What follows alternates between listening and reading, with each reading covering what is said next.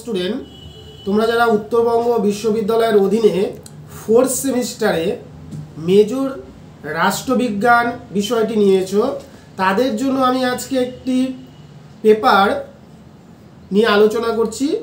তোমাদের mainly paper থাকছে 3টা, তোমরা ভালো করেই জানো। তোমাদের সম্ভবত পেপার এবার থাকছে 6, 7, 8, ঠিক আছে। আমি 7 পেপারে একটি টপিক নিয়ে আলোচনা করছি, মেজর পল যাদের রয়েছে। ভালো করে শুনবে, আশা করি তোমরা ভিডিওটি শুনলেই তোমাদের হয়ে যাবে, নোটসের প্রয়োজন পড়বে না তোমাদের এখানে। তো দেখো, তোমাদের এক জায়গায় রয়েছে যে রাওলাটান ও জালিয়ানওয়ালাবাগের হত্যাকাণ্ড সম্বন্ধে আলোচনা করো। তো এই যে রাওলাটান রয়েছে, এই রাওলাটান কেন পাশ করা হয়েছিল এবং এই আইনের ফলে ভারতবাসীদের মনে কি প্রতিক্রিয়া দেখা দিয়েছিল বা এর ফলাফলই কী ছিল। দেখো, প্রথম বিশ্বযুদ্ধের পর ব্রিটিশ সরকার ভারতবর্ষে বিপ্লবী আন্দোলন দমন করার চেষ্টা করেন। এই সময় ব্রিটিশদের বিরুদ্ধে ভারতবর্ষের বিপ্লবী আন্দোলন এক চরম মাত্রায় পৌঁছে যায় এবং ব্রিটিশদের পক্ষে এই আন্দোলনগুলো থামানো খুবই জরুরি হয়ে পড়ে। এই অবস্থায় দেখা যায় ব্রিটিশ পার্লামেন্ট 1919 সালে স্যার সিডনি রাওলাটের নেতৃত্বে একটি কমিটি গঠন করেন এবং এই কমিটি একটি নতুন আইন পাশ করে, যেটিকে বলা হয় রাওলাট আইন। তাহলে আমরা রাওলাট আইনের মেন বিষয়বস্তু এবং জানলাম যে ভারতবর্ষের বিপ্লবী আন্দোলনকে দমন করার জন্য ব্রিটিশ পার্লামেন্ট 1919 সালে একটি আইন পাশ করেন স্যার সিডনি রাওলাটের সভাপতিত্বে, যেই আইনটির নাম হচ্ছে রাওলাট আইন। এই আইনে কি বলা হয়, এই আইনের মেন শর্তগুলো কী ছিল? দেখো, এই আইনে বলা হচ্ছে প্রথমত যে বিনা বিচারে যে কোনো ব্যক্তিকে, ভারতীয় যে কোনো ব্যক্তিকে সরকার গ্রেপ্তার করতে পারবে, কোনো বিচার ছাড়াই তাকে গ্রেপ্তার করতে পারবে, প্রথম শর্ত ছিল। 2 নম্বর বলেছে বিনা পরোয়ানায় যে কোনো ব্যক্তির বাড়ি তল্লাশি করতে পারবে, কোনো সন্দেহভাজন ব্যক্তি হলেই তার বাড়ি তল্লাশি করতে পারবে। অবশ্যই খুব খারাপ একটি বিষয় ছিল যে কাউকে সন্দেহের বশেই তার বাড়ি তল্লাশি করতে পারবে, বিনা বিচারেই কাউকে আটক করে রাখতে পারবেন। এবং এখানে আরও একটা গুরুত্বপূর্ণ বিষয় বলা হয়েছিল যে এইখানে যে রায় দেওয়া হবে সেই রায়ের বিরুদ্ধে কোনো আপিলও করা যাবে না এবং কোনো ব্যক্তিকে গ্রেপ্তার করা হলে তাকে যতদিন খুশি আটক করে রাখা যাবে। তাহলে বুঝতেই পারছো এই আইনটি সম্পূর্ণভাবে ভারতীয়দের জন্য ক্ষতিকারক ছিল এবং ভারতের বৈপ্লবিক আন্দোলনগুলো সম্পূর্ণভাবে ধ্বংস করার জন্য এই আইনটিকে পাশ করা হয়েছিল। কি কি বলা হয়েছিল? বিনা বিচারে গ্রেপ্তার করা যাবে, বিনা পরোয়ানায় বাড়ি তল্লাশি করা যাবে, এই রায়ের বিরুদ্ধে কোনো রকম আবেদন করা যাবে না উচ্চ আদালতের ক্ষেত্রে, এবং একজন ব্যক্তিকে ব্রিটিশ সরকার যতদিন ইচ্ছে আটক রাখতে পারে। তো প্রতিক্রিয়া কি দেখা দিয়েছিল?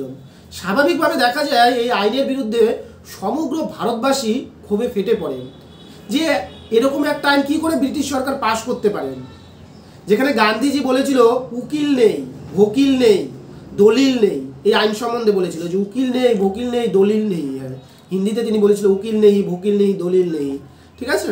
এবং এই আইনের তীব্র প্রতিক্রিয়া আমরা দেখতে পারি জালিয়ানওয়ালাবাগের উদ্যানে, যেখানে সাধারণ মানুষ সমবেত হয়েছিল কিন্তু ব্রিটিশ বাহিনী সেখানে নির্বিচারে গুলিবর্ষণ করেন, ঠিক আছে। তো রাওলাট আইনের আমরা মেন বিষয়বস্তু বুঝতে পারলাম কেন এই আইনটিকে পাশ করা হয়েছিল এবং এই আইনের বিরুদ্ধে ভারতবাসীর কি প্রতিক্রিয়া ছিল। এবং আমি 2 নম্বর প্রশ্নটা বলেছি যে জালিয়ানওয়ালাবাগের হত্যাকাণ্ড সম্বন্ধে আলোচনা করেন। এটাও তোমাদের খুবই কমন প্রশ্ন, এই প্রশ্নগুলো পরীক্ষা থাকবেই। দেখো, জালিয়ানওয়ালাবাগের হত্যাকাণ্ড হচ্ছে রাওলাট আইনের সূত্র ধরেই চলে আসে। যখন ব্রিটিশ সরকার এই রাওলাট আইন থেকে পাশ করেছিল তখন সমগ্র ভারত যেমন ক্ষোভে ফেটে পড়ে, ঠিক তেমনই পাঞ্জাবেও এর প্রতিবাদ শুরু হয়। পাঞ্জাবে তীব্রভাবে এই রাওলাট আইনের প্রতিবাদ শুরু করা হয় এবং দেখা যায় পাঞ্জাবের অমৃতসর শহরে জালিয়ানওয়ালাবাগ বলে একটি উদ্যান রয়েছে, সেখানে বেশ কিছু মানুষ সমবেত হয়েছিল নিরস্ত্রভাবে, তাদের হাতে কোনো ধরনের অস্ত্র ছিল না। এবং দেখা যায় খুব শীঘ্রই সেখানে জেনারেল ডায়ারের নেতৃত্বে এক বিশাল পুলিশ বাহিনী উপস্থিত হয় এবং এই যে জনতা ছিল তাদের উপরে নির্বিচারে গুলিবর্ষণ করে, যেখানে প্রায় 300 জন লোক মারা যায় এবং 1200 জনের মতো লোক আহত হয়। এবং ব্রিটিশ সরকার এতটাই নির্মম ছিল যে সেদিনকার সান্ধ্য আইন জারি করেছিল, যেদিন যে ঘর থেকে সন্ধ্যার পরে কেউ বেরোতে পারবে না। এই যে মৃত যে লোকগুলো তাদের মুখে জল দেওয়ার মতন লোক ছিল না। প্রতিক্রিয়া কি এই জালিয়ানওয়ালাবাগ হত্যাকাণ্ডের? দেখা যাচ্ছে সমগ্র দেশ এর বিরোধিতা শুরু করেন, ক্ষোভে ফেটে পড়েন। আইনসভার সদস্য পদ অনেকেই ত্যাগ করে, কেন্দ্রীয় আইনসভার সদস্য পদ। সুরেন্দ্রনাথ বন্দ্যোপাধ্যায় আইনসভার সদস্য পদ ত্যাগ করেন।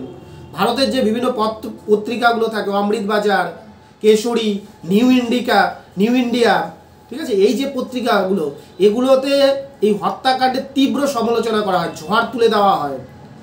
এবং রবীন্দ্রনাথ ঠাকুর এই ঘটনার প্রতিবাদে ব্রিটিশদের দেওয়া নাইট উপাধি ত্যাগ করেন, তিনি নাইট উপাধি ত্যাগ করে দেন। এবং গান্ধীজি বলেন এই শয়তান সরকারের সংশোধন অসম্ভব, একে ধ্বংস করতেই হবে।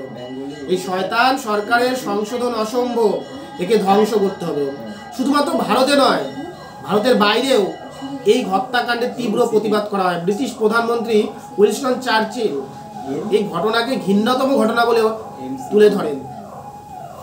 তাহলে আমরা রাওলাটান এবং জালিয়ানওয়ালাবাগের হত্যাকাণ্ড বলতে কি বুঝি, আমরা প্রশ্নটা বুঝলাম যে ভারতবর্ষের বিপ্লবী আন্দোলনগুলিকে সম্পূর্ণভাবে নির্মূল করে দেওয়ার জন্য ব্রিটিশ সরকার ব্রিটিশ পার্লামেন্টে স্যার সিডনি রাওলাটের নেতৃত্বে একটি আইন পাশ করেছিল, যেই আইনটিকে বলা হয় রাওলাট আইন। এই আইনে বলা হয়েছিল বিনা বিচারে আটক করা যাবে, গ্রেপ্তার করা যাবে, বাড়ি তল্লাশি করা যাবে। এবং এই আইনের বিরুদ্ধে প্রতিবাদ শুরু হয় সমগ্র দেশব্যাপী। গান্ধীজি থেকে শুরু করে সমগ্র দেশবাসী এই ঘটনার প্রতিবাদ করেন। এবং ঠিক তেমনভাবে পাঞ্জাবেও এই ঘটনার প্রতিবাদ করা হয়। জালিয়ানওয়ালাবাগের উদ্যানে সৈফুদ্দিন কিচুলি এরা ছিল প্রধান নেতৃত্ব, যেখানে বিনা বিচারে জেনারেল ডায়ারের নেতৃত্বে গুলিবর্ষণ করা হয় এবং অসংখ্য লোক মারা যায়। এই ঘটনায় জালিয়ানওয়ালাবাগের হত্যাকাণ্ড নামে পরিচিত। এবং এই ঘটনার প্রতিবাদে সুরেন্দ্রনাথ ব্যানার্জি তার কেন্দ্রীয় আইনসভার সদস্য পদ ত্যাগ করে দেন।